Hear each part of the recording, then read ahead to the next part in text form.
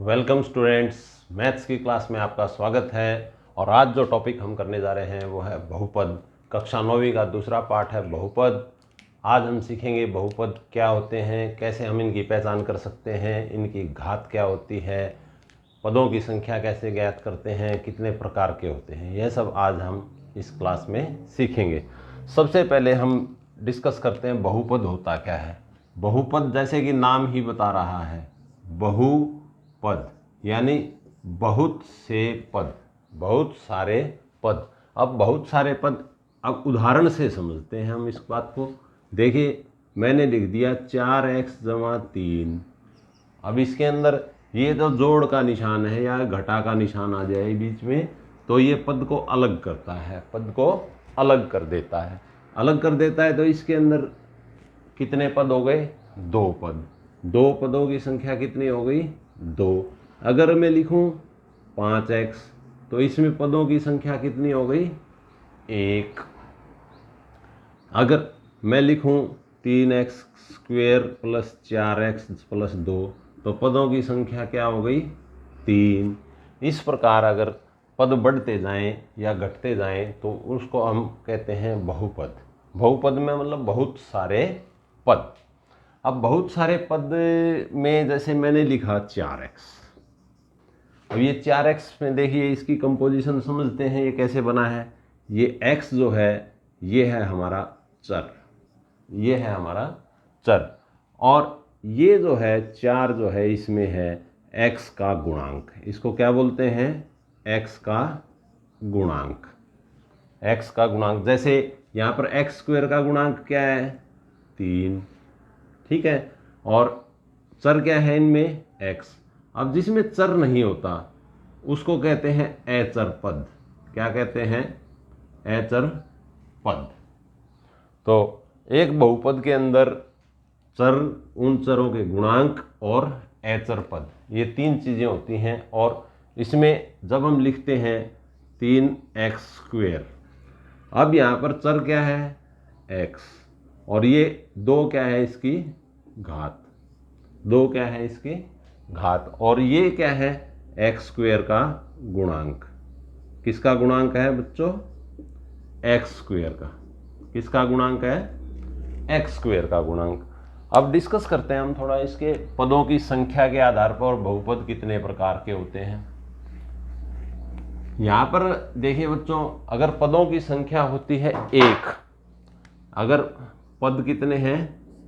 1, तो उसको कहते हैं हम एक पदी। क्या कहते हैं? एक पदी। अगर पदों की संख्या होती है 2 तो उसको कहते हैं हम द्विपदी। कैसा बहुपद है? द्विपदी। 3 अगर पदों की संख्या होती है तो त्रिपद। अब जैसे एक पदी है, जैसे 4x है, ये एक पद है। अगर मैं लिखूं केवल 5 तो भी ये एक पदी है। अब द्विपदी का उदाहरण 3x = 3 या 5x² = 2, यानी जमा या घटा से फैसला होता है कि पदों की संख्या कितनी है। 4x - 1, ये सब उदाहरण है द्विपद के। त्रिपद जिसमें पदों की संख्या 3 हो, यानी बीच में 2 बार प्लस या माइनस आएगा, तो ये हो जाएगा हमारे पास जैसे 4x² + 2x - 1। अब पदों की संख्या 1, 2, 3 है, इसलिए यह त्रिपद है। या फिर 5y² - 4y + 3, इस तरीके से त्रिपद। अगर 3 से ज़्यादा पद हैं तो उसको बहुपदी कहते हैं। ये भी बहुपद ही हैं, ये भी बहुपद ही हैं जिनमें पदों की संख्या सीमित है, इसलिए इनका नाम एक पद, द्विपद, त्रिपद है। और अन्य सभी को हम बहुपद ही कहते हैं। अब आते हैं हम घात के आधार पर। घात कैसे पता लगाते हैं यह भी मैं आपको बताता हूँ। जैसे मैंने लिख दिया 4y2 = 4y = 1। इसमें पदों की संख्या कितनी है? 3। इस पद की घात क्या है? हर एक पद की घात अलग अलग होती है। तो इस पद की घात है 2, इस पद की घात कितनी है? 1, और अचर पद की घात जो है वो 0 होती है। अब इनमें से जो सबसे अधिक अंक होगा वही बहुपद की घात होगा। वही क्या होगा, बहुपद की घात। तो इस बहुपद की घात कितनी है, 2। इस बहुपद की घात कितनी है, 2। देखिए पहचानते हैं अब, अगर मैं लिखूं 5y की 10 जमा 10y की 2 जमा 4y, तो इस बहुपद की घात कितनी है, इस बहुपद की घात कितनी है।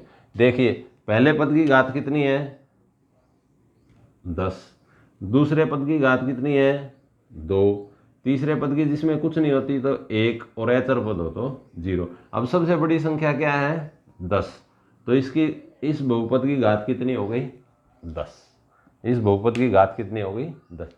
देखो घात का एक पदी द्विपदी या बहुपदी होने से कोई संबंध नहीं है, घात तो होती है जो भी चर है उसके ऊपर घात कितनी है, उससे घात का संबंध होता है। अब देखिए अगर कोई बहुपद है, उसकी घात के आधार पर उस कितने प्रकार के होते हैं। यदि बहुपद की घात 1 है, यदि किसी बहुपद की घात 1 है तो उसे हम रैखिक कहते हैं। क्या कहते हैं, रैखिक। रैखिक इसलिए कहते हैं बच्चों क्योंकि अगर हम उसका ग्राफ बनाते हैं तो एक सीधी रेखा बनती है। जिस बहुपद की घात 1 हो, अगर हम उसका ग्राफ बनाएं तो सीधी रेखा बनती है, इसलिए उसको रैखिक बहुपद कहते हैं। यदि घात हो जाए 2 तो उसे हम कहते हैं द्विघाती। क्या कहते हैं बच्चों, द्विघाती। यदि घात हो जाए 3 तो त्रिघाती। अब त्रिघाती बहुपद में पदों की संख्या कितनी भी हो सकती है, 1 भी हो सकती है, 2 भी हो सकती है, 5 भी हो सकती है, लेकिन घात जो है वो 3 होगी। देखिए सबसे पहले है जो घात है, बहुपद की घात जो है वो पूर्ण संख्या होनी चाहिए। क्या होनी चाहिए, पूर्ण संख्या। अगर बहुपद की घात पूर्ण संख्या नहीं है तो वह बहुपद ही नहीं है। जैसे मैं लिखता हूं 4x जमा 3, तो ये बहुपद है, ये बहुपद है। लेकिन अब अगर मैं लिखूं 4 वर्गमूल x जमा में 1, अब ये वर्गमूल x का मतलब हो गया x की घात 1/2। इसको मैं ऐसे भी लिख सकता हूं। तो बहुपद की घात जो है ये पूर्णांक नहीं है, इसलिए यह बहुपद ही नहीं है। अब ध्यान देने वाली बात यह है कि गुणांक जो है, किसी भी बहुपद में किसी भी चर के गुणांक जो हैं वे कुछ भी हो सकते हैं, कुछ भी हो सकते हैं। कुछ भी हो सकते हैं मतलब परिमेय भी हो सकते हैं और अपरिमेय भी हो सकते हैं। तो उससे हमारे जो बहुपद के ऊपर कोई इफेक्ट नहीं पड़ता कि वो बहुपद है कि नहीं है। जैसे मैं लिखूं वर्गमूल 2x जमा 1, तो ये बहुपद है। लेकिन मैं लिख दूं 2 वर्गमूल x जमा 1, तो यह बहुपद नहीं है। यहाँ ये बच्चों इस बात का ध्यान रखना। अच्छा दूसरी बात, घात जो है ऋणात्मक नहीं हो सकती, ऋणात्मक नहीं होनी चाहिए, ऐसा लिख लेते हैं हम, नहीं होनी चाहिए। तो पहचान करनी है तो ये दो बातें, पूर्ण संख्या होनी चाहिए और दूसरी ऋणात्मक नहीं होनी चाहिए। पूर्ण संख्याएं तो वैसे अपने आप में ही आ गया कि ऋणात्मक नहीं होती हैं। जैसे मैं लिखूं x - 1/x, तो यह बहुपद नहीं है क्योंकि यहाँ पर तो x है, लेकिन यहाँ x की घात क्या है, -1। जब ये x की घात 1 है ऊपर जाएगा तो व्युत्क्रम बनाएंगे तो घात का चिन्ह परिवर्तित हो जाएगा, तो x की पावर -1 ऋणात्मक तो हो नहीं सकती, इसलिए ये बहुपद ही नहीं है। आइए बच्चों अब करते हैं हम एक्सरसाइज 2.1।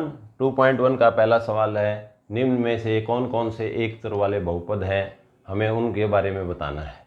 ये देखिए यहाँ पर पहला भाग है 4x² - 3x जमा 7, तो केवल एक ही चर है x और इसके अंदर 3 पद हैं और जितने भी चर हैं उनकी जो घात है वो पूर्ण संख्या है, इसलिए यह एक चर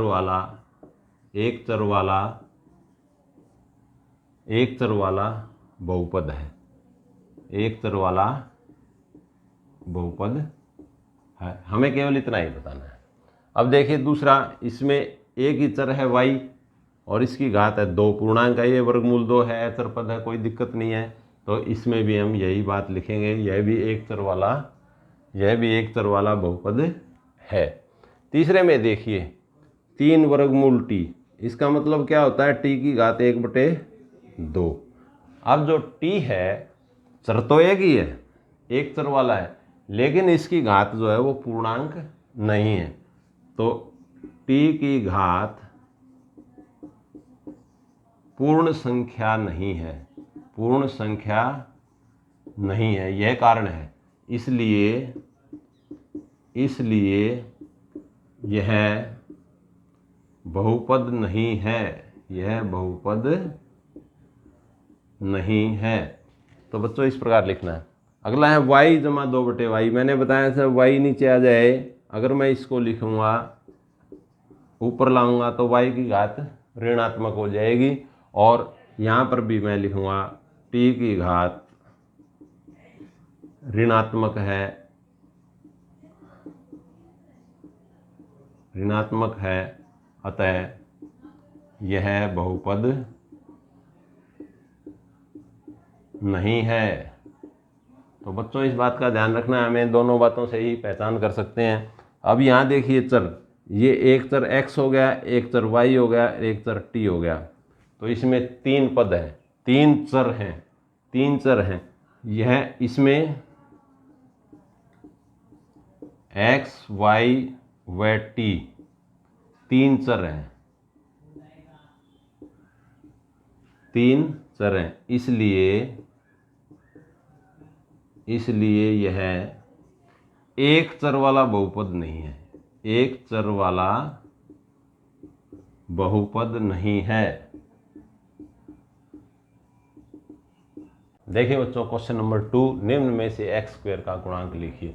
सबसे पहले हम x² वाला पद है जो उसको अलग कर लेते हैं। यहाँ पर है x², अब इसके साथ कुछ नहीं है तो हम लिखेंगे x² का गुणांक।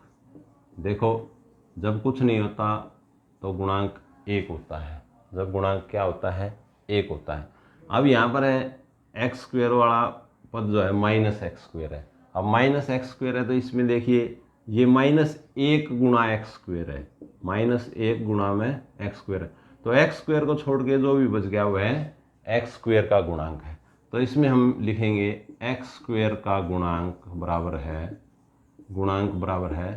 -1। इसमें देखिए बच्चों x² वाला बहुपद पद जो है π/2x², x² को छोड़ दो तो क्या बच गया, π/2। तो यहाँ हम लिख सकते हैं x² का गुणांक बराबर है, गुणांक क्या आ गया बच्चों, π/2। अब यहाँ देखिए x² है ही नहीं, जब x² कुछ भी नहीं है तो इसका मतलब क्या है, 0 गुणा में x² है। तो यहाँ पर x² का गुणांक क्या आ जाएगा बच्चों, इसका मतलब जो पद ना हो उसका गुणांक क्या होता है, 0 होता है, 0 होता है। आइए देखते हैं अगला सवाल, क्वेश्चन नंबर 3, 35 व 100 घात वाले बहुपद का उदाहरण दीजिए। यहाँ देखिए हम लिख सकते हैं जैसे x की घात 35, तो ये 35 घात वाला हो गया। इसके अलावा हम और भी पद इसके साथ लिख सकते हैं, x की घात 35 जमा में 2x, या और भी कितने ही पद लिख सकते हैं, लेकिन जो अधिकतम घात है वह 35 होनी चाहिए। दूसरा है 100 घात वाला, इसमें हम लिख सकते हैं 2y की घात 100 जमा 10, या हम खाली y की घात 100 भी लिख सकते हैं, ये भी 100 घात वाला बहुपद है।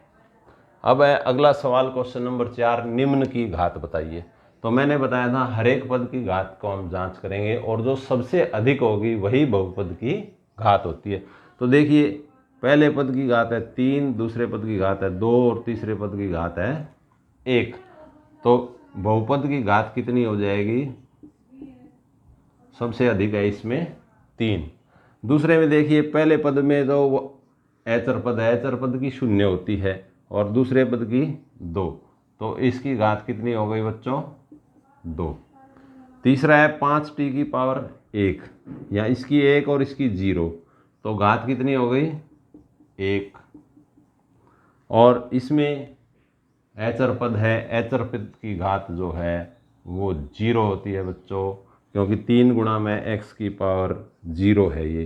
क्योंकि हमने पिछले पाठ में पढ़ा था किसी की घात 0 होती है तो वह किसके बराबर होता है, 1 के बराबर।